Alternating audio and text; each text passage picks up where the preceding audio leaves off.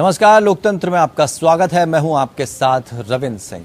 मुद्दा राजनीति का, क्या पुलिस कठपुतली बन गई है राजनीतिज्ञों की? उससे पहले खबर को हम समझते हैं जरा। बीजेपी नेता तेजिंदर पाल सिंह बग्गा की गिरफ्तारी को लेकर भारतीय जनता पार्टी और आम आदमी पार्टी के बीच सियासी जंग शुरू हो चुकी है। दिल्ली के मुख्यमंत्री अरविंद केजरीवाल के खिलाफ दिए गए बयान पर बग्गा को पंजाब पुलिस गिरफ्तार कर ले जा रही थी, लेकिन बग्गा परिवार की रिपोर्ट पर दिल्ली पुलिस की सूचना पर हरियाणा पुलिस ने पंजाब पुलिस के काफिले को कुरुक्षेत्र के पास रोक लिया। हरियाणा पुलिस ने पंजाब पुलिस के कब्जे से लेकर बग्गा को दिल्ली पुलिस को सौंप दिया। कुरुक्षेत्र में रोके जाने के खिलाफ पंजाब पुलिस ने पंजाब हरियाणा हाईकोर्ट का दरवाजा खटखटाया। इस तरह से एक एक कर घटनाक्रम आगे बढ़ा। पूरी खबर जानते हैं, फिर चर्चा को आगे बढ़ाते हैं।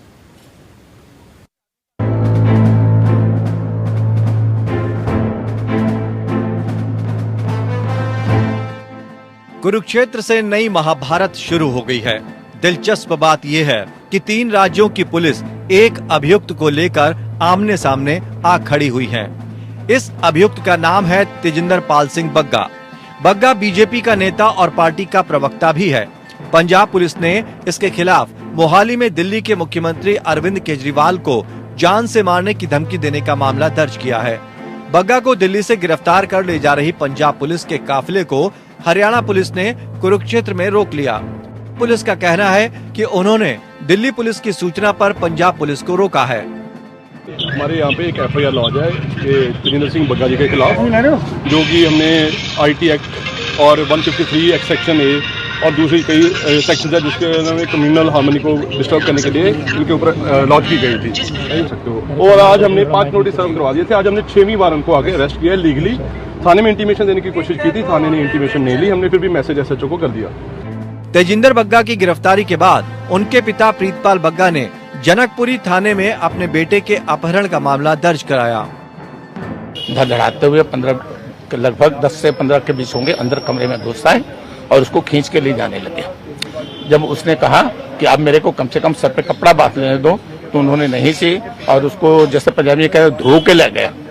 बग्गा की रिपोर्ट पर दिल्ली पुलिस तुरंत हरकत में आ गई। पुलिस ने पुलिस के खिलाफ पुलिस को अलर्ट किया और पुलिस ने पुलिस को रोक लिया। बीजेपी के नियंत्रण वाली दिल्ली और हरियाणा पुलिस ने आम आदमी पार्टी के नियंत्रण वाली पंजाब पुलिस को अपहरण के आरोप में कुरुक्षेत्र में घेर लिया। इस मौके पर पंजाब पुलिस के खिलाफ हरियाणा पुलिस की मुस्तैदी देखने लायक थी। आनन फानन में घेराबंदी कर पंजाब पुलिस का काफिला कुरुक्षेत्र जिले के खानपुर कोलिया के पास रोक लिया गया। इसी के साथ तेज हो गई आम आदमी पार्टी और बीजेपी के बीच की सियासत। ऐसी सियासत जिसका आम आदमी से कोई लेना देना नहीं। हरियाणा के गृह मंत्री अनिल विज ने कहा कि बग्गा को दिल्ली पुलिस को सौंपा जाएगा। भारतीय जनता पार्टी ने एक के बाद एक 3 प्रेस कॉन्फ्रेंस कर पंजाब और दिल्ली की आम आदमी पार्टी की सरकार को कोसा। तेजिंदर बग्गा जी ने ट्वीट किया दिल्ली में, केजरीवाल के अगेंस्ट किया, वो दिल्ली का रहने वाला, और उसकी एफआईआर दर्ज की जा रही है पंजाब में। ये कौन सा मजाक है? जिस प्रकार से तेजिंदर पाल सिंह बग्गा को अपनी पगड़ी भी नहीं पहनने दी, जिस प्रकार से उनके परिवार के साथ दुर्व्यवहार किया गया, उनका बयान भी सामने आया है। यह दिखाता है कि विद्वेषपूर्ण कार्रवाई और तानाशाही मानसिकता के चलते जो उनकी शत्रुता है उसको इसके लिए इस्तेमाल कर रहे हैं। बग्गा को लेकर बीजेपी ने घमासान मचा दिया तो आम आदमी पार्टी को भी सुर्खियां बटोरने का खूब मौका मिला। इनके पास इन्वेस्टिगेशन ज्वाइन करने के लिए सम्मन भेजा गया, इन्होंने इन्वेस्टिगेशन ज्वाइन नहीं किया। इनके पास दोबारा सम्मन भेजा गया, इन्होंने इन्वेस्टिगेशन ज्वाइन नहीं किया। अब बीजेपी वाले कह रहे हैं कि साहब इनको बताया नहीं कि इनको अरेस्ट कर लिया। सांप्रदायिक तनाव, सांप्रदायिक हिंसा भड़काने के मामले में पंजाब पुलिस ने अरेस्ट किया है।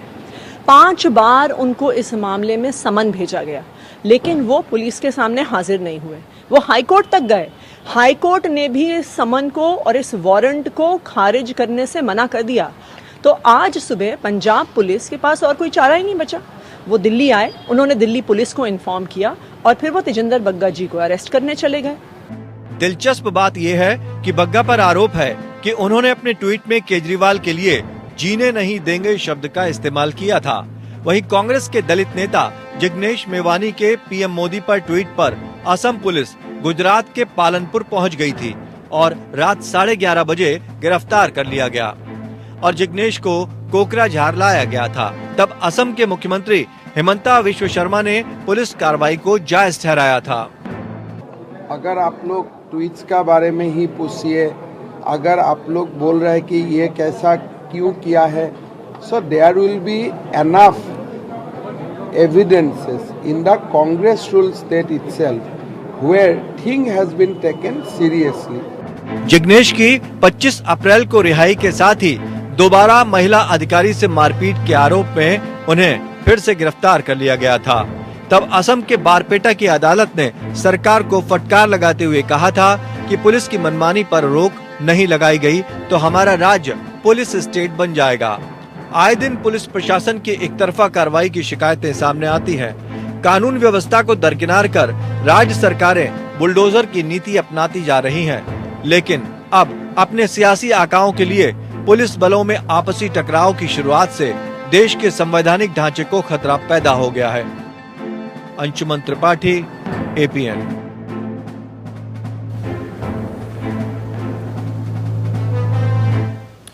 तो पुलिस बनाम पुलिस की लड़ाई देखने को मिल रही है।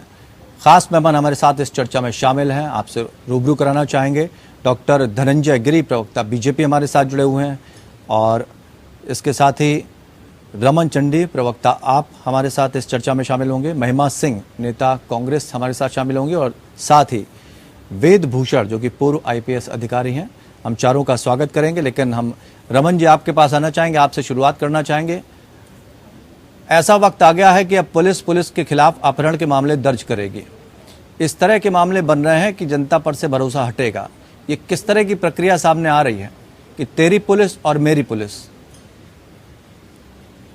देखिए सर, इसमें कोई शक नहीं है कि दिल्ली पुलिस और हरियाणा पुलिस ने जो कुछ भी आज किया है, पंजाब पुलिस अपना धैर्य से काम कर रही थी, क्योंकि उन्होंने जो कुछ लीगल किया है वो दिल्ली पुलिस के पास गए थे, पहले उन्हें सूचित किया था। ये तो सेंटर की सरकार है जो वो इसमें हस्तक्षेप करके सारा कुछ खेल उसी ने बिगाड़ा है, दिल्ली पुलिस ने और हरियाणा पुलिस ने। उन्होंने तो अपहरण का केस लगा दिया आपकी पुलिस पर सर। देखिए, और उनके पास और कोई रास्ता बचा ही नहीं था। एक इतने बड़े अपराधी को आप उसकी बैकग्राउंड देखिए, तजिंदर बग्गा की, उसके खिलाफ कितने केसेस पेंडिंग पड़े हैं। तो आए दिन वो कुछ ना कुछ करता रहता है। इवन के उसने एक बार तो अमित शाह का जो रोड शो था उसमें भी उसने दंगे भड़काने की कोशिश की थी। तो एक उसने अपने सुप्रीम कोर्ट के परिसर में एक वकील को पीटा, किसी के घर में घुसकर उसको नहीं, परिवार वालों ने आरोप लगाया है कि गिरफ्तारी को गलत अगर नहीं कहा जाए तो प्रक्रिया तो ठीक होनी चाहिए। कम से कम जिस जरिए से आना चाहिए वो पूरा जरिया तो इस्तेमाल होना चाहिए। तरीका ठीक नहीं था आपका, आपकी पुलिस का। पंजाब पुलिस, देखिए, विरोधी पार्टियों को ऐसा लगता है इन्होंने पिछले 70 सालों में पंजाब में पुलिस को अपना सियासीकरण बनाकर रखा है। इनको वही दिखता है जो ये करते आए हैं। तो इसीलिए इनको आम आदमी पार्टी का भी यही लगता है कि भगवंत मान जी पंजाब पुलिस का सियासीकरण करते हैं, ये पावर से चलती है। लेकिन पुलिस इंडिविजुअल तौर पर अपनी कार्रवाई कर रही थी, इसमें कोई शक नहीं है कि उन्होंने 5 बार उनको नोटिस भेजा। अगर कोई भी व्यक्ति हो, चाहे कोई प्रभावशाली व्यक्ति हो, चाहे कोई आम नागरिक हो, अगर उसको नोटिस किसी भी स्टेट की पुलिस भेजती है तो उसका भी कर्तव्य बनता है कि वो वहां जाकर इन्वेस्टिगेशन ज्वाइन करे। तो क्या ये किसके कहने पर, किसके प्रभाव से बग्गा जी इन्वेस्टिगेशन ज्वाइन नहीं कर रहे थे? अगर वो हाई कोर्ट में गए हैं तो किसके लिए गए हैं? क्या कि उन्होंने सिर्फ यही कहा कि वो जो FIR मेरे खिलाफ हुई है वो क्वैश होनी चाहिए? तो ये भी कह सकते थे कि मैं इन्वेस्टिगेशन वहां पंजाब में ज्वाइन नहीं करूंगा, ये केस है जो कहीं और बदल देना चाहिए, मैं वहां ज्वाइन कर सकता हूं। कुछ भी और बोल सकते थे, तो क्यों नहीं बोले? चलिए धनंजय गिरी जी से भी जवाब ले लेते हैं। धनंजय गिरी जी, दिल्ली पुलिस केंद्र सरकार के कंट्रोल में है और जिस तरह की प्रक्रिया सामने आई है, ये बहुत बेहतर प्रक्रिया नहीं है कि पुलिस ही पुलिस के खिलाफ खड़ी हुई है इस समय। इस तरह की स्थिति क्यों? क्या गलत इस्तेमाल होने लगा है पुलिस का? रविंद्र जी, मैं अपने काबिल दोस्त आम आदमी पार्टी के प्रवक्ता की बात नहीं, अपनी बात शुरू करता हूँ। उन्होंने कहा कि दिल्ली पुलिस ने खेल बिगाड़ दिया, यानी कि ये खेल खेला जा रहा है। खेल क्या था? सत्ता के मद का खेल, लोकतंत्र के अपहरण का खेल था, देश के संविधान से मजाक करने का खेल था। नहीं, वो कह रहे हैं हमने प्रक्रिया का पूरा पालन किया, रविंद्र जी मेरी कोई ऐसा काम नहीं किया, गिरफ्तारी ठीक है, लेकिन दिल्ली पुलिस की आड़ में ये काम किया गया। रविंद्र भाई, क्या लोकतांत्रिक प्रक्रिया पूरी हुई है? आप जानते हैं कि स्टेट में जाइएगा तो वहां इसको साथ लेके आपको जाना है। और सबसे बड़ी बात है कि तेजिंदर पाल सिंह बग्गा को पगड़ी पहनने नहीं दिया गया। हमारे गुरुओं ने सिर दिया लेकिन तार नहीं दिया। उतनी बड़ी बलिदानी विरासत को, उस परंपरा को, उस पगड़ी पहनने की परंपरा को, जिसको मुगलों ने भी सम्मान दिया था, उसको भी अपमानित किया गया। किससे? एक कॉमेडियन मुख्यमंत्री के द्वारा। एक कॉमेडियन ने वहां दुनिया में तबाही मचा रखी है, कॉमेडियन ने पंजाब में तबाही मचा रखी है। आप अरविंद केजरीवाल का चरित्र उठा के देखिए, आप अरविंद केजरीवाल जी की सियासत जहां शुरू होती वहां से देखिए। इस देश के हर बड़े व्यक्ति के खिलाफ केजरीवाल जी के पास सबूत थे, वो जेब में लेके चलते थे, हाथ में लेके चलते थे। कई पन्नों के सबूत उस दीक्षित के खिलाफ लेके चलते थे। इस तरह का आरोप तो महाराष्ट्र में भी जाकर माफी मांगी। इस तरह का आरोप तो महाराष्ट्र पुलिस पर भी लगाया था नवनीत राणा ने कि ये देखिए ऐसा है ना, नहीं दिया, पानी तक नहीं पूछा गया। सीसीटीवी फुटेज में तस्वीरें कुछ और ही नजर आ रही थी। तो आरोप है, ये कैसे इसकी सच्चाई सामने आएगी? ऐसा है रविंद्र जी, ये राष्ट्र के लिए दुखद संदेश है। कांग्रेस द्वारा बाबा रामदेव की घटना की पुनरावृत्ति की तरह इसको देखिए। इलाकाई पार्टियां का निशंस भावना को प्रदर्शित कर रही हैं। यह चिंता का विषय है, चाहे नवनीत राणा मामला हो। अच्छा, और जिग्नेश मेवाड़ी की जिस तरह से गिरफ्तारी हुई वो सही है? की घटना है, लोकतांत्रिक मूल्यों में बढ़ रही जिग्नेश मेवाड़ी की जिस तरह से गिरफ्तारी हुई वो सही है? देखिए, मैं रविंद्र जी आज की जो विषय है उस पर आता हूँ। कोई भी चीज, कोई भी अनडेमोक्रेटिक नहीं होना चाहिए। लोकतंत्र में विरोध का, स्वर का सम्मान करना ही लोकतंत्र की खूबसूरती है। हमारे हाईकोर्ट ने असम पुलिस को फटकार लगाई है इस मामले में। इस पर तो कम से कम शर्मिंदगी होनी चाहिए ना सर? रविंद्र जी, मैं वही बात कर रहा हूँ। बाबा कबीर ने कहा है कि निंदक नियर राखी आंगन कुटी छवाए, बिन साबुन पानी की बिना निर्मल करे सुभाए। लेकिन आज की जो तेजिंदर पाल सिंह बग्गा की घटना है, यह अरविंद केजरीवाल के तानाशाही की प्रकृति, वो लोकतंत्र के अपहरण का स्पष्ट चित्रण है। एक नौकरशाह में तानाशाह का गुण हावी जब हो जाता है, नौकरशाह के हाथ में जब लोकतंत्र की चाबी चली जाएगी तो क्या होगा जब उसके अंदर का तानाशाह जागेगा? अभी दिन के 2 राज्यों में सरकार बनी है तो ये हाल है। हमें एक किस्सा, लगभग सेम किस्से हैं दोनों। एक ने सीएम पर टिप्पणी करी है, एक ने पीएम पर टिप्पणी करी है। दोनों को अलग अलग मामलों में गिरफ्तार किया गया है। लेकिन जिस तरह से मामला जिग्नेश मेवाड़ी को लेकर भी लगभग इसी तरह का बनता है, और उस पर अगर हाईकोर्ट फटकार लगा रहा है पुलिस का कि इस तरह से अगर मामले सामने आएंगे तो फिर कार्रवाई कैसे आगे बढ़ेगी? जनता का भरोसा कैसे जीता जाएगा? कम से कम राज्य सरकार को इस पर चिंतन करना होगा। तो ये एक बहुत गंभीर टिप्पणी है अगर न्याय प्रक्रिया ये कह रही है आपसे। रविंद्र जी, मैं कह रहा हूं कि जब भारत आजाद हुआ था उस समय दुनिया के बड़े बड़े विचारकों ने कहा था कि लोकतंत्र यहाँ सफल नहीं होगा। लेकिन भारत में लोकतंत्र सफल नहीं, सफलतम रहा है। क्यों? क्योंकि हम विरोध के स्वर का सम्मान करते हैं, विरोध के स्वर को जगह ही नहीं देते, बल्कि उसको आदर का भाव देते हैं। हमने 4 वाक को भी ऋषि कहा है। लेकिन जब तक हम विपरीत धाराओं को, अपने से भिन्न मतों को सम्मान नहीं देंगे, लोकतंत्र की खूबसूरती नहीं बनेगी। लोकतंत्र की खूबसूरती कैसे बनेगी जब पुलिस जो है राजनीतिज्ञों के हाथों की कठपुतली बन जाएगी? और इस तरह के कई मामले सामने आ चुके हैं। चीफ जस्टिस ऑफ इंडिया ने भी इस पर बड़ी चिंता जाहिर करी है। तो ये कम से कम बहुत निंदनीय और सोचने वाला मामला है कि इस तरह के मामलों पर सोचना चाहिए कि कहीं ऐसा तो नहीं सरकारी तंत्र का गलत इस्तेमाल हो रहा हो। हम महिमा जी के पास आना चाहेंगे। महिमा जी, क्या आप मानते हैं कि सही प्रक्रिया हुई? जो मामला अभी तेजिंदर का सामने आया है उसमें किसकी गलती मान रहे हैं?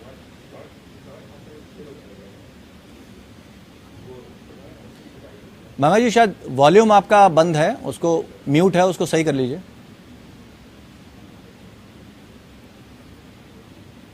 मुझे सुन पा? जी हाँ, बोलिए बोलिए।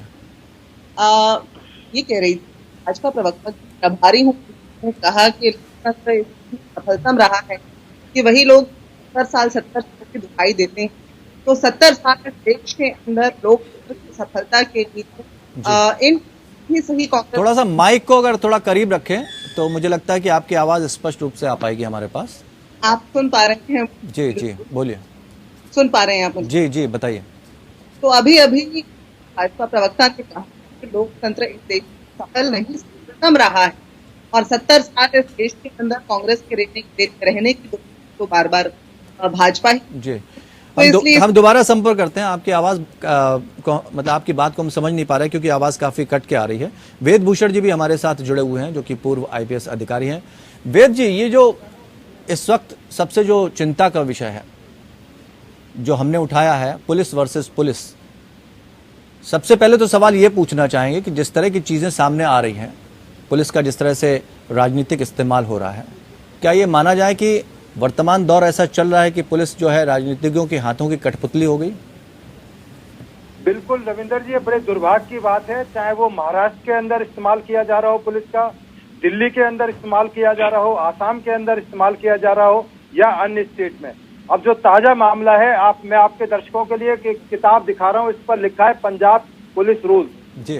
पंजाब पुलिस रूल्स ये वहाँ की गीता मानी जाती है। इसको कहा जाता है कि पंजाब की पुलिस को, और ये आज का रूल्स नहीं है जी। ये ब्रिटिशर्स के टाइम से चले आ रहे रूल्स हैं और आज भी पंजाब में लागू होते हैं जी। अब एक किताब में दिखा रहा हूँ जो पूरे हिंदुस्तान की रामायण है। इसको बोलते हैं क्रिमिनल प्रोसीजर कोड जी, जिस पर पंजाब, यूपी, हरियाणा, पूरा हिंदुस्तान जिसको फॉलो करता है जी। अब मैं आपको दिखा रहा हूँ कि स्टैंडिंग ऑपरेटिंग प्रोसीजर जो पुलिस के लिए दिशा निर्देश बनाए गए हैं कि पुलिस किस रास्ते पर चलेगी, कैसे अरेस्ट करेगी। एक मैं आपको दिखा रहा हूँ कि पुलिस से संबंधित जो भी कानून, जो धाराएं हैं, सेक्शन है, वो किस तरह से चलाए जाते हैं। और लास्ट में मैं आपको सुप्रीम कोर्ट के कॉन्स्टिट्यूशन और एक DK बासु का जजमेंट है जो माननीय सुप्रीम कोर्ट का है, उसमें बताया गया कि पूरे हिंदुस्तान में अरेस्ट कैसे इफेक्ट की जाए, क्या उसकी प्रक्रिया होना चाहिए, what do's and don't do's है, क्या होना चाहिए, क्या नहीं होना चाहिए। मैं केवल वेद जी, इतना ज्ञान अर्जन करने के बाद ऐसा कौन सा ब्लैक होल है जहां पर आकर खाकी फंस जाते हैं? देखिए, दुर्भाग्य की बात है कि हिंदुस्तान की आजादी के बावजूद भी जो पुलिस है अभी तक वो पूरी रूप से स्वतंत्र नहीं हो पाई है।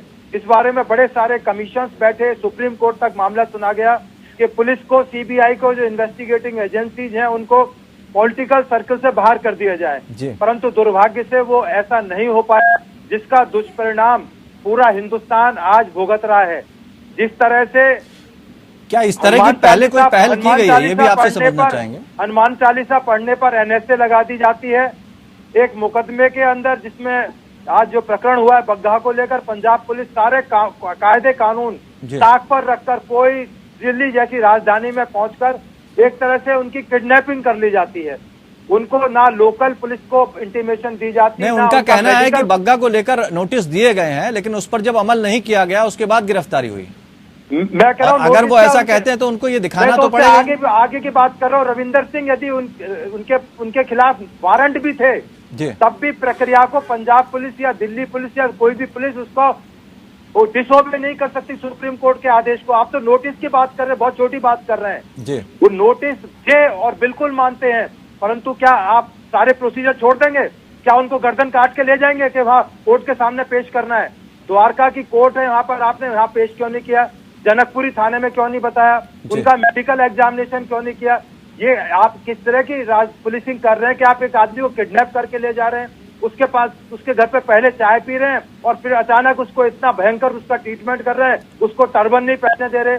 भगवंत मान कहते हैं कि तमाम वीडियोग्राफी बनाई जाए, हम भ्रष्टाचार पर तमाम चीजों पर लगाम करेंगे। जब उनके फादर मोबाइल से वीडियोग्राफी करते हैं, उनका मोबाइल छीन लिया जाता है। अरे किस देश में हम लोग रहते हैं, कहाँ की? नहीं, ये तो हाईकोर्ट, असम हाईकोर्ट ने भी कहा है कि अब तो इस तरह की प्रक्रिया होनी चाहिए कि CCTV कैमरे लगे होने चाहिए वाहनों में, और जो पुलिसकर्मी है उनके सीने पर लगे होने चाहिए कैमरे।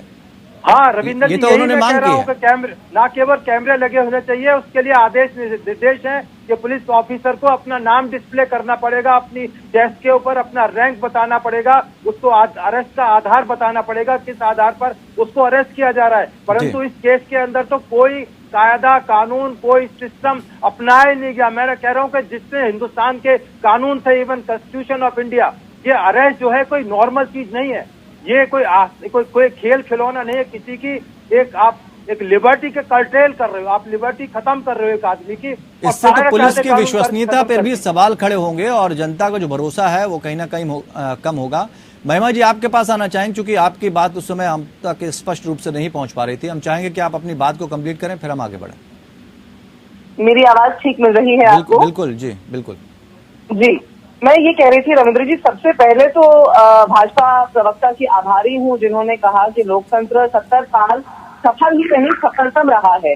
और दूसरी बात ये कि आज इस देश के अंदर जब भाजपा और आम आदमी पार्टी एक सिक्के के दो पहलू बनकर के सामने आ रहे हैं, तो हम हाइपर पुलिसिंग के उदाहरण लगातार देख रहे हैं रविंद्र जी। ये जो कुछ भी असम में हुआ और पंजाब में हुआ आज, ये दोनों ही चीजें निंदनीय है। दोनों ही वारदातें हमारे संविधान के विरुद्ध हैं। जैसा कि आपकी रिपोर्ट है, आपको भी शुभकामनाएं देती हूँ। उसकी रिपोर्ट बहुत ही निरपेक्ष तरीके से ये दिखाती है, जो आपने कार्यक्रम की शुरुआत में दिखाई, ये बताती है कि किस प्रकार से देश के अंदर। लेकिन दुख की बात यह है रविंद्र जी, जब आपने भाजपा प्रवक्ता से सवाल पूछा जिग्नेश मेवानी के ऊपर, तो वो कितने चतुराई से कतरा गए और एक किनारा करके निकल लिया और उसके ऊपर कोई उन्होंने टिप्पणी नहीं की। देखिए, जिग्नेश मेवानी का जो मसला है रविंद्र जी, वो 1500 करोड़ एकड़ की जमीन दलितों की जिसके ऊपर अतिक्रमण था, उस जमीन को छुड़वाने के लिए उन्होंने वहां पर आंदोलन किया और छुड़वाने में सफल रहे। वो जमीन दलितों को वापस दिलवाने में, जैसा बाबा साहब का सपना था, वो सफल रहे। और उसके ऊपर उनके ऊपर कार्रवाई असम में जो है ये गुजरात में अभी की गई। नहीं, हमने असम की गिरफ्तारी की बात करी कि जब असम में गिरफ्तारी उनकी हुई थी तो महिला कांस्टेबल के ऊपर हाथ उठाने को लेकर जो बात हुई, असम में 2 बार गिरफ्तारी की, जिसमें असम हाईकोर्ट ने उनको फटकार लगाई। लेकिन जब वहां बात नहीं बनी रविंद्र जी, तो आज देखिए आप गुजरात की एक डिस्ट्रिक्ट कोर्ट का फैसला आ जाता है जिसमें उनको 3 महीने की जेल सुनाई गई, जिस मामले की बात मैंने अभी की। लेकिन वही बात अगर हम देखें दिल्ली के अंदर जो आज हुआ, जिस व्यक्ति की बात हो रही है तेजिंदर बग्गा की, इन्होंने चंद वर्षों पहले सर्वोच्च न्यायालय के, जैसा आपने पहले बताया भी है, एक प्रवक्ता ने यहाँ बताया है शायद, सर्वोच्च न्यायालय के एक वकील को, नामी वकील प्रशांत भूषण, जो मानव अधिकारों के लिए लड़ते अक्सर दिखाई देते हैं, उन पे हाथ उठाने के लिए सुर्खियों में आए थे और आज फिर सुर्खियों में हैं, क्योंकि इन्होंने दिल्ली के मुख्यमंत्री को जो है वो धमकी दी जान से मारने की। लेकिन देखिए, दोनों ही बातों में आप जिग्नेश मेवानी और इनकी यदि तुलना करें, पुलिस की जो कार्रवाई है, उसका पुलिस का जो अब्यूज किया है, जो मिसयूज किया है, वहां पर भाजपा ने और यहाँ पर आम आदमी पार्टी ने, वो निंदनीय है।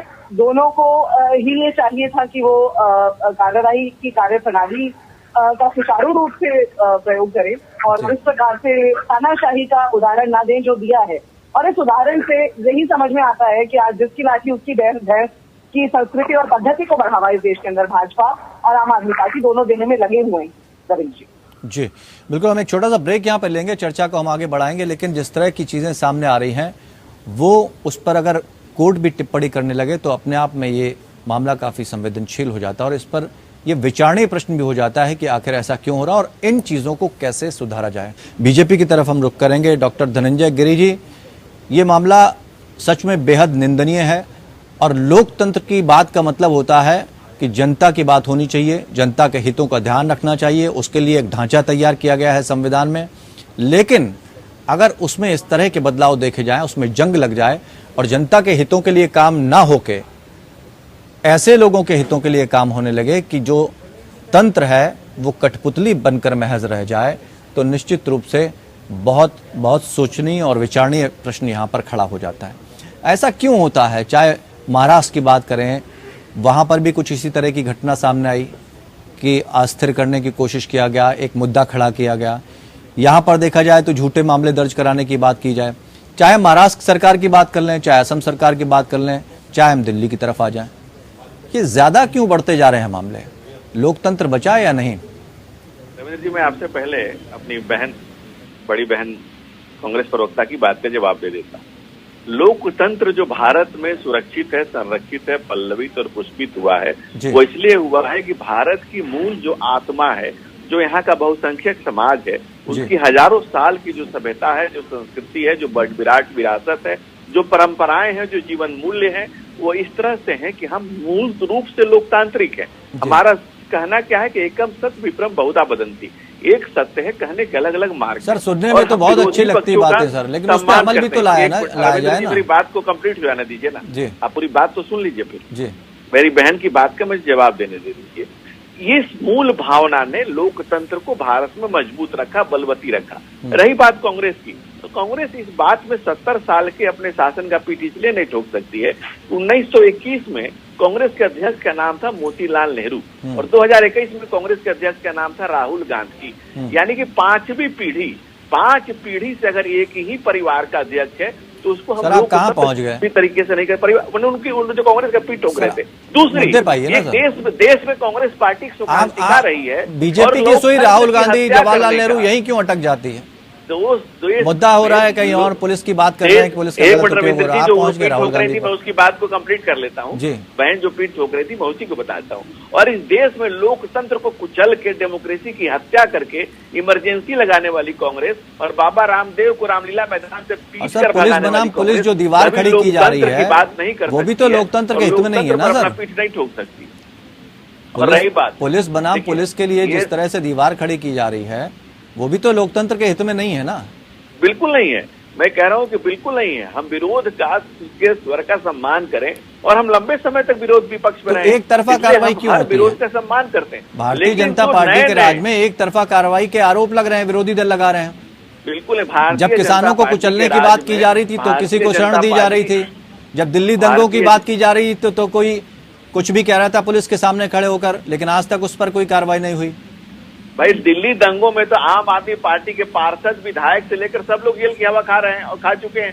तो आप देख लीजिए ना किस पार्टी के लोग किस पार्टी के पद पर बैठे हुए लोग पुलिस कार्रवाई में, और वीडियोज खड़े हैं। आम आदमी पार्टी दिल्ली के दंगों में दंगाइयों के साथ को लेकर क्या कहेंगे सर? ये दुनिया जानती है। कपिल मिश्रा पर किस तरह की कार्रवाई की गई? ऐसा है कि आम आदमी पार्टी उनके भी तो वीडियोज हैं, उनकी भी तो चीजें हैं। लोग किस तरह से हैंड इन ग्लव्स हैं आतंकियों के साथ, रोहिंग्या मुसलमानों के साथ, बांग्लादेशियों के साथ, घुसपैठियों के साथ, ये आम आदमी पार्टी किस तरह से उनको तो अपना वोट बैंक बना रही है। आपकी सरकार पंजाब में नहीं बन सकी इसलिए अब इस तरह की कार्रवाई शुरू हो गई। तो आपकी सरकार बन गई तो आप अत्याचार करेंगे, आतंक खड़ा करेंगे, तो वहां से पुलिस का दुरुपयोग करेंगे, पुलिस को लेकर के दिल्ली में तांडव करेंगे। आप इनके नेता का पुराना एक भाषण है कि मेरे हाथ में पुलिस आ जाने दो फिर मैं बताता हूँ। रमन चंडी जी, ये भी आरोप है आम आदमी पार्टी की तरफ से, कहे जा रहे हैं कि आपने पुलिस को भेज दिया लेकिन सबूत जो प्रक्रिया का पालन होना चाहिए वो नहीं कर पाए आप लोग। इस तरह की चीजों से तो फिर भरोसा टूटेगा ही ना। और अपहरण का केस अगर पंजाब पुलिस के ऊपर लग जाए तो ये तो बहुत शर्मनाक बात होती है कि अब क्या सरकारें किडनैप भी कराने लगे। देखिए इसको हम ऐसे नहीं बोल सकते हैं क्योंकि दिल्ली में जो पावर्स हैं पुलिस की वो सेंटर के अधीन है, ये सभी लोग जानते हैं। तो जितनी स्पीड की प्रक्रिया से ये सारा षड्यंत्र रचा गया किडनैपिंग का केस करने के लिए और बग्गा को कुर्चा पिपली से लेकर दिल्ली में वापस लाने के लिए, इस स्पीड की प्रक्रिया को अगर देखा जाए तो ये सियासी पावर नहीं, वो तो कह रहे हैं रमन जी, वो तो कह रहे हैं प्रक्रिया का पालन तो आपने नहीं किया। आपको प्रक्रिया का पालन आपकी अगर पंजाब पुलिस करती तो इतना बड़ा बखेड़ा नहीं खड़ा होता। देखिए दिल्ली की पुलिस किसके अधीन है? भाजपा के अधीन है, और जो भाजपा कहेगी दिल्ली की पुलिस तो वही कहेगी ना। तो यही बात तो पंजाब में भी कही जा सकती है कि पंजाब पुलिस भी, इसका मतलब अगर आप ये आरोप लगा रहे हैं कि दिल्ली की पुलिस सेंट्रल गवर्नमेंट के रूप में जो सेंट्रल गवर्नमेंट कहेगी वो काम करेगी, तो ये भी तो आरोप लग रहे हैं कि पंजाब पुलिस तब काम करेगी जब आम आदमी पार्टी कहेगी। मैं आपके चैनल के माध्यम से एक प्रूफ दे सकता हूँ। अभी की प्रक्रिया वह है वो 15 दिन पहले की पंजाब की जी। यहाँ हमारे डिस्ट्रिक्ट लुधियाना में एक मौजूदा विधायक पर DDR दर्ज की पंजाब पुलिस ने जी। आम आदमी पार्टी का विधायक है, तो अब आप कैसे बोल सकते हो कि पंजाब पुलिस का सियासीकरण हो रहा है? पंजाब पुलिस ने अपनी पावर से जो उनको लगा कि ये ठीक नहीं है तो उसने DDR दर्ज की, ये तो एक मुरली प्रक्रिया हो गई। तो हम कैसे बोल सकते हैं? अगर हमारी सरकार है यहाँ पे तो सरकार उसको रोक सकती थी, लेकिन आम आदमी पार्टी ने पंजाब पुलिस को खुली छूट दे रखी है कि जो आपको जायज लगता है, जो आपको सही लगता है, आप खुले मन से कर सकते हो। जिसको आप ये कह सकते हैं कि न्याय करना है, हमें न्याय चाहिए लोगों के लिए, हमें अन्याय नहीं चाहिए। जी धनंजय जी, न्याय प्रक्रिया में कहीं ना पार्टी की प्रवक्ता की अड़ंगा लगा रहे हैं आप। जो कार्रवाई पंजाब पुलिस करना चाह रही थी उसमें बाधा पहुंचा रहे हैं, क्योंकि केंद्र सरकार के हाथ में है पुलिस, दिल्ली पुलिस। नहीं रविंद्र जी, सीधा आरोप है आपके ऊपर। रविंद्र जी आप करेक्ट करिए। आम आदमी पार्टी की प्रवक्ता ने नहीं कहा केंद्र के अधीन है, उन्होंने कहा कि भाजपा के अधीन है। इससे उनकी मंशा स्पष्ट होती है कि दिल्ली पुलिस भाजपा के अधीन नहीं है, दिल्ली पुलिस केंद्र सरकार के अधीन है। लेकिन आम आदमी केंद्र में किसकी सरकार है सर? केंद्र में हमारी सरकार है, लेकिन सरकार अलग और पार्टी अलग है। जब सरकार में जो लोग सरकार में बैठे होते हैं वो सरकार सबके लिए होती है। हमारी सरकार देश के एक एक जन की, एक एक आदमी का ख्याल रखने वाली। धनंजय जी, शब्दों का घुमाव बड़ा बेहतरीन आता है बीजेपी के लोगों को। लेकिन आम आदमी पार्टी के नेता की भाषा देखिए, वो कह रहे हैं दिल्ली पुलिस भाजपा के अधीन है। बिल्कुल नहीं है। आईपीएस बैठे हुए पूछ लीजिए उनसे, पूर्व आईपीएस, कि क्या कोई पार्टी के अधीन होता है? लेकिन यही आम आदमी पार्टी की मंशा है। वो समझ रहे हैं कि आज पंजाब पुलिस आम आदमी पार्टी के अधीन है। नहीं, आम आदमी पार्टी के अधीन नहीं। आप जिस दिन ये समझ लें कि पंजाब पुलिस पंजाब सरकार के अधीन है, उस दिन से आप उनको गुंडे के तौर पर इस्तेमाल करना, उनसे तांडव कराना, उनसे ड्रामा कराना बंद कर देंगे। लेकिन आपकी जो सोच है वही रिफ्लेक्ट हो रही है। वेद जी, ये जो प्रक्रिया चल रही है, जिस तरह से कठपुतली बन रही है, कभी इस तरह के कोई प्रयास हुए हैं कि अलग किया जा सके ताकि राजनीतिक हस्तक्षेप जो है कम हो और ये एजेंसियां स्वतंत्र रहें? कोई ठोस पहल कभी नहीं की गई। के अंदर उलझा दी गई है। मैं शब्द इस्तेमाल कर रहा हूँ, उलझी नहीं है, उलझा दी गई है। जिस तरह से जबकि कई बार वेद जी ऐसा भी देखा गया कि पुलिस अधिकारी रिटायर हुए, उसके बाद किताबें तक लिख गए इन मामलों पर।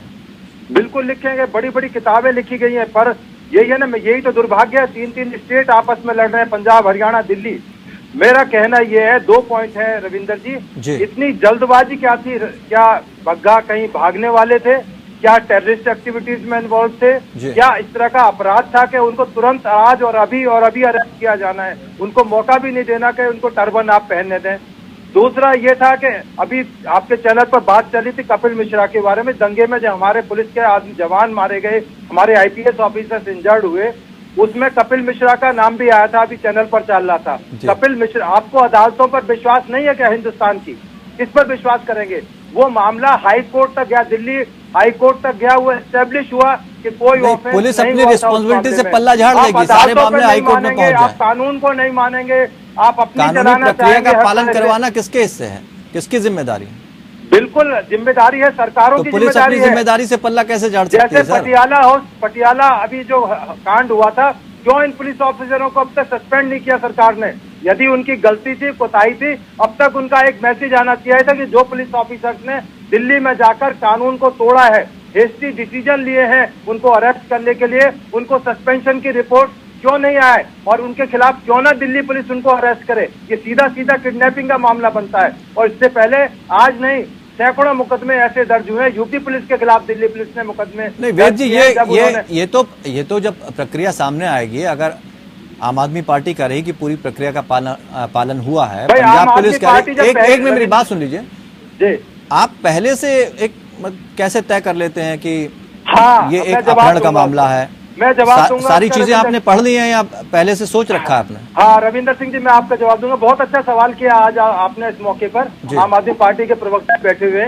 जब आम आदमी पार्टी पहली बार दिल्ली के अंदर आई तो गलती से इनके हाथ में एंटी करप्शन ब्रांच, इनके सरकार इनके पास में थी। नहीं, अभी तो इस बात का है कि जो प्रक्रिया अभी आगे बढ़ रही है, एक मिनट वेद जी, नहीं सवाल है ना, सवाल है, लेकिन ये है कि जो प्रक्रिया अभी पूरी नहीं हुई है, जिसकी चीजें अभी सामने नहीं आई हैं, उसमें आपको पहले से कैसे पता लग गया कि यही प्रक्रिया है और इस मामले में दोषी है पूरी तरह से पंजाब पुलिस? ये कैसे कह सकते हैं?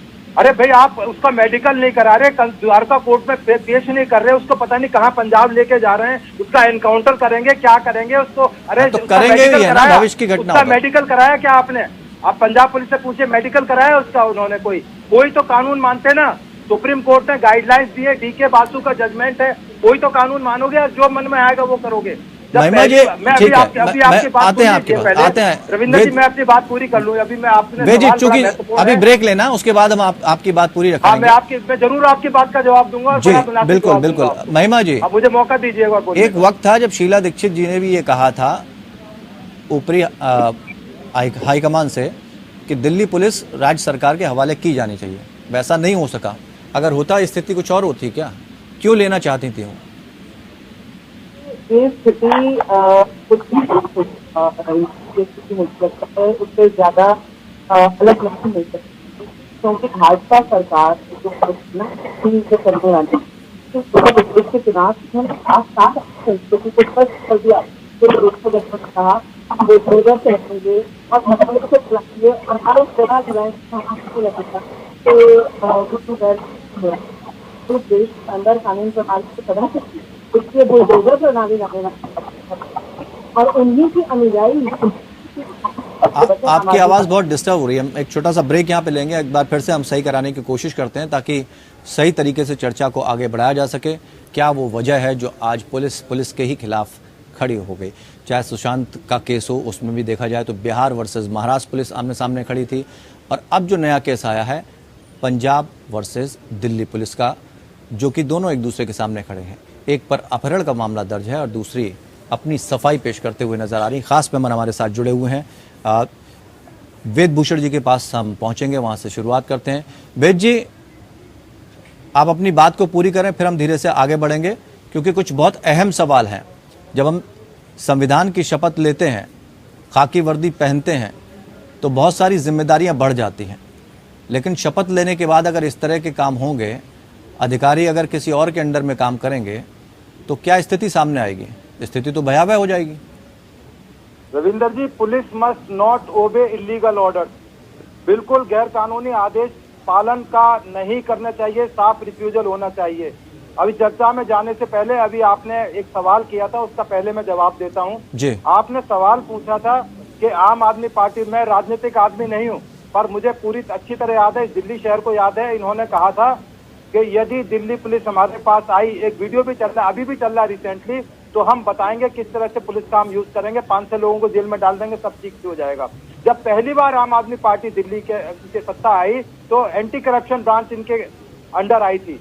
तो इन्होंने क्या किया, इन्होंने जो रिलायंस के मालिक है, जो बॉम्बे में रहते हैं, उनके खिलाफ दिल्ली में मुकदमे दर्ज कर लिए। बहुत सारे ऐसे मुकदमे दर्ज किए जो इनके जुडिशन में ही नहीं थे, जो इनकी पावर में। सुनिए, मैं पूरी बात का जवाब दे रहा हूँ आपका। इस तरह ये इनकी पुरानी आदत है, पुरानी फितरत है। इन्होंने दिल्ली पुलिस को ठुल्ला कहा, यदि आपको याद हो, इन्होंने कहा दिल्ली पुलिस ठुल्ले हैं। उन्होंने शीला दीक्षित के लिए कहा, माननीय लेट शीला दीक्षित के लिए कहा, जो इतनी बेहतरीन सीएम थी इस दिल्ली की, कहा कि शीला दीक्षित को हम जेल भिजवाएंगे। वो बेचारी स्वर्ग में चली गई। वो जेल तो छोड़ो, एक खिलाफ, उसके खिलाफ एक एवटा ऑफ एविडेंस तक आप अभी तक शीला दीक्षित के खिलाफ नहीं ला पाए। आपकी जो कार्य की प्रणाली, जो आपके पास अच्छे लोग थे, वो आपको छोड़कर चले गए। जिस तरह से भगवंत मान ने खुद कहा कि वे वीडियो बनाओ, अरे अब आप वीडियो नहीं बनाने दोगे।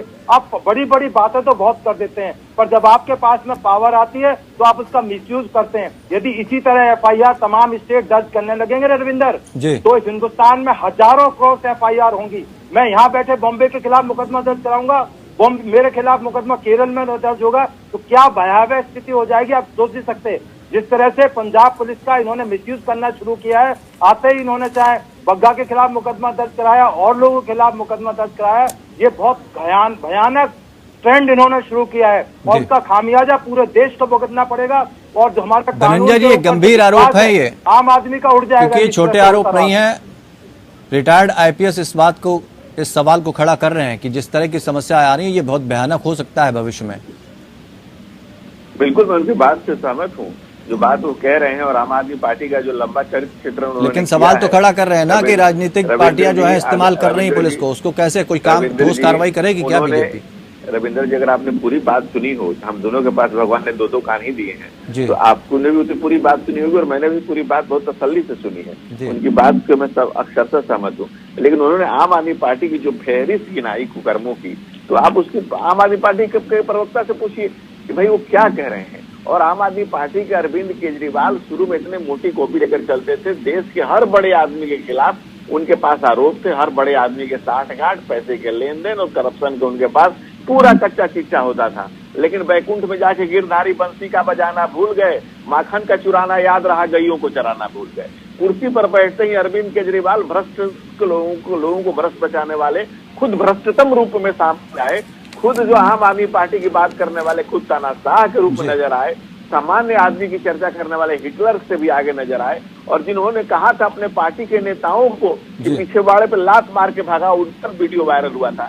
आम आदमी पार्टी के संस्थापक सदस्यों को किस तरह से उन्होंने एक एक करके लतियाया है, ये बात किसी से छुपी हुई नहीं है। और जितने बड़े लोगों पर उन्होंने आरोप लगाए, जवाब दीजिए, सीधा आरोप है जाकर के उन केजरीवाल को लेकर माफी मांगी है। और इस देश में अरविंद केजरीवाल से ज्यादा माफीनामा आम आदमी पार्टी बना ली, आम आदमी कह रहे हैं, लेकिन आप भी चीजों का गलत इस्तेमाल कर रहे हैं और जैसे दिखते वैसे है नहीं। जितने माफीनामे जो दोहरे मुकट्टे हैं दूसरे किसी इनको कैसे हटाया जाए कि जनता से कहते कुछ है, किया कुछ जाता है? बड़े आरोप लगा रहे हैं बीजेपी नेता। एक तो ये कि इनको ये कहना पड़ेगा कि बग्गा जी ये बता दे पहले कि बग्गा जी जो जिसको हम एंटी सोशल एलिमेंट्स मानते हैं, जिनके ऊपर इतने एफआईआर हो चुकी हैं, इतने कंप्लेंट्स हैं, कोर्ट में केसेस पेंडिंग है, सारे क्रिमिनल्स हैं, क्या ये उनको एंटी सोशल एलिमेंट्स नहीं मानते हैं?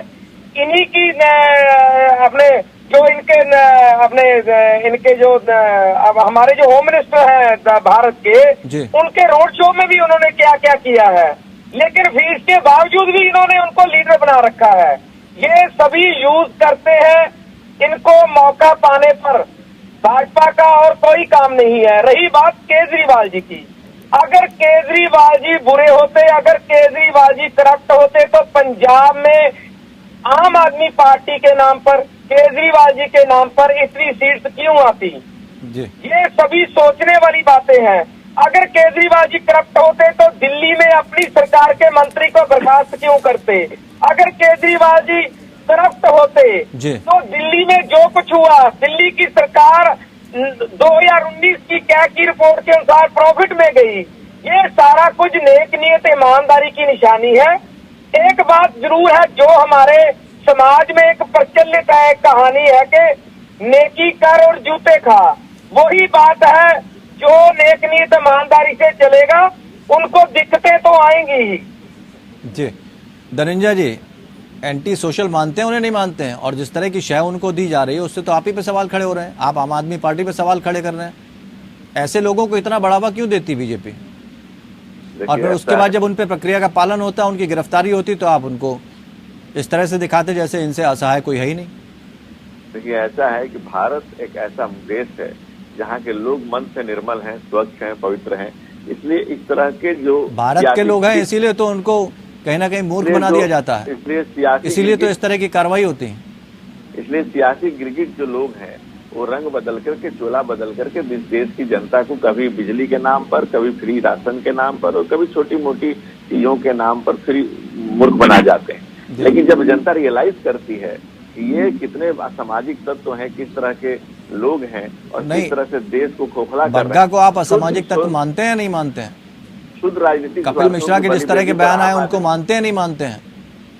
अजय मिश्रा और टेनी के जो बेटे जेल गए उनको भी बचाने की कोशिश गई, उनको माना कि नहीं माना आपने? शुद्ध स्वार्थ, आम आदमी पार्टी एक ऐसी पार्टी है जो अपने क्षुद्र राजनीतिक आप सवालों के भी तो जवाब दे दीजिए। राष्ट्र को भी बलि चढ़ा सकती है। बग्गा को मानते नहीं मानते एंटी सोशल है? कैसे एंटी सोशल है बग्गा?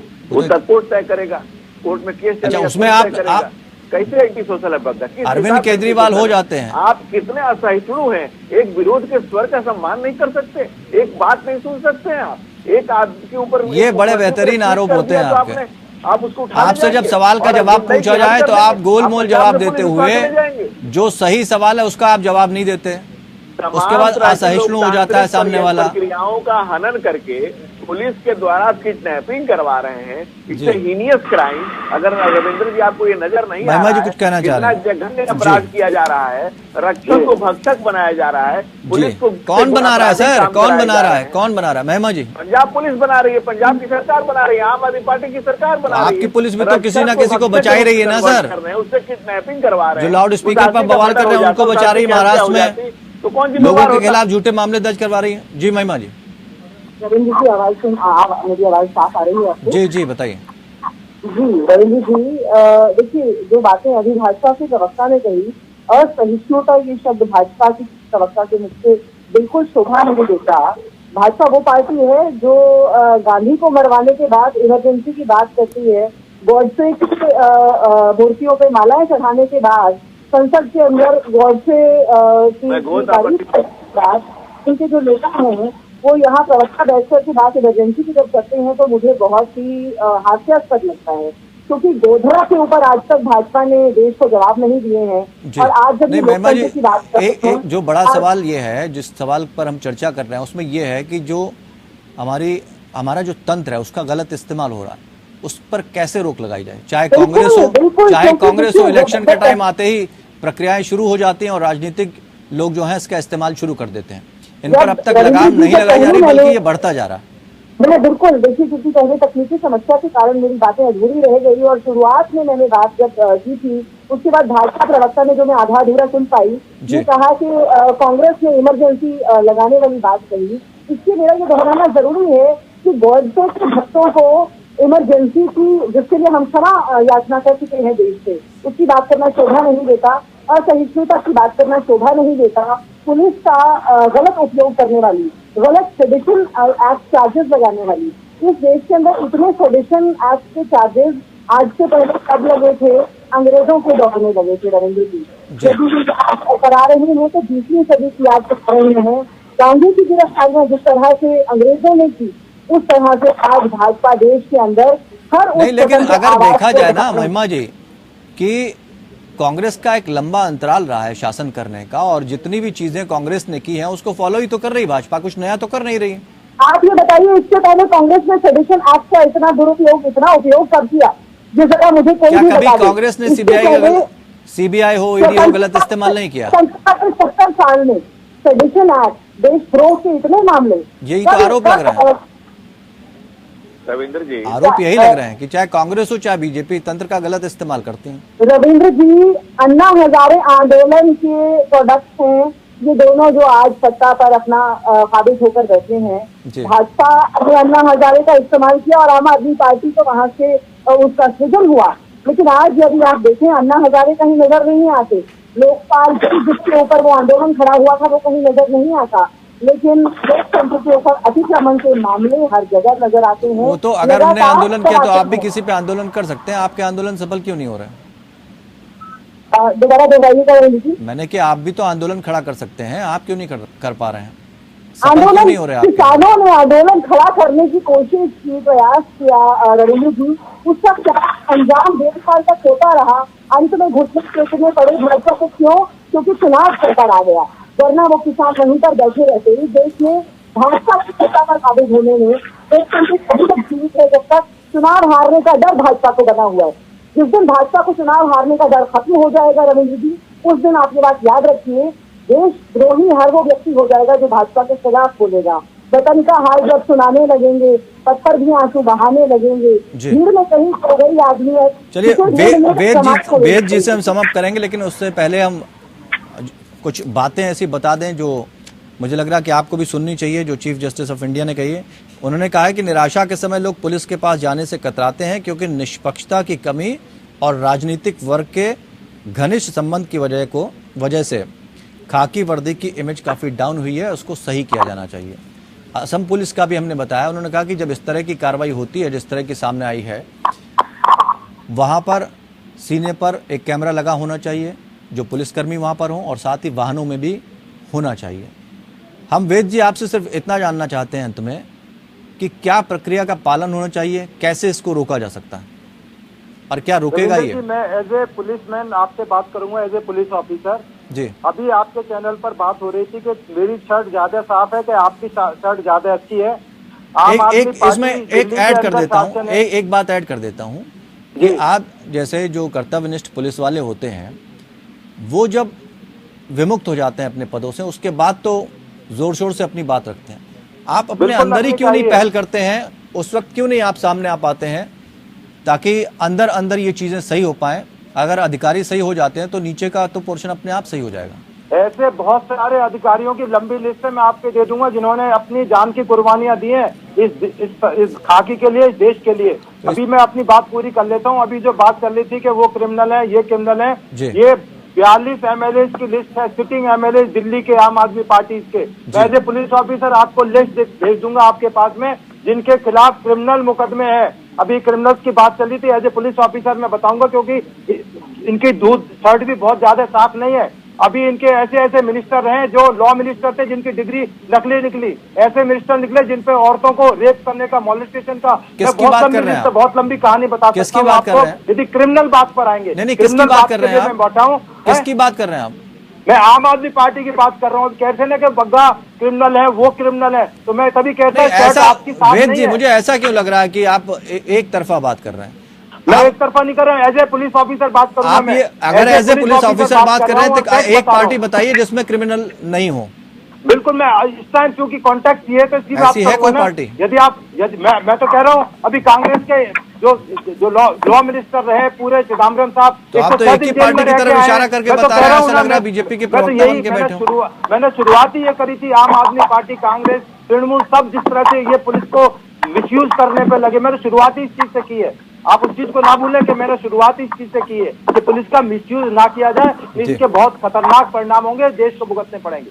चलिए, बहुत बहुत शुक्रिया आप खास मेहमानों का हमारे साथ जुड़ने के लिए, चर्चा में शामिल होने के लिए। पुलिस बनाम पुलिस पर हमने मुद्दा उठाया, आपने सभी मेहमानों को सुना, क्योंकि पूर्व IPS अधिकारी भी हमारे साथ जुड़े। उन्होंने सारी बातें, हर सरकार में जिस तरह की मंशा होती है, उनकी जो नीति और नीयत होती है, उस पर उन्होंने सवाल खड़े किए। और एक बड़ी पहल करने की भी यहाँ ज़रूरत है कि अगर अब सुप्रीम कोर्ट, हाई कोर्ट के जज भी सवाल खड़े कर रहे हैं पुलिस की प्रक्रिया पर, तो निश्चित तौर पर यह गंभीर चिंतन का विषय हो जाता है। और अब इस प्रक्रिया में सुधार होना चाहिए, क्योंकि कानून व्यवस्था पर ही जनता का जो भरोसा है वो टिका होता है। अगर जल्द इस पर कदम नहीं उठाए गए तो निश्चित तौर पर बड़ा खामियाजा देश को भुगतना पड़ सकता है। फिलहाल लोकतंत्र में इतना ही, मुझे दीजिए इजाजत, जुड़े रहिए हमारे साथ।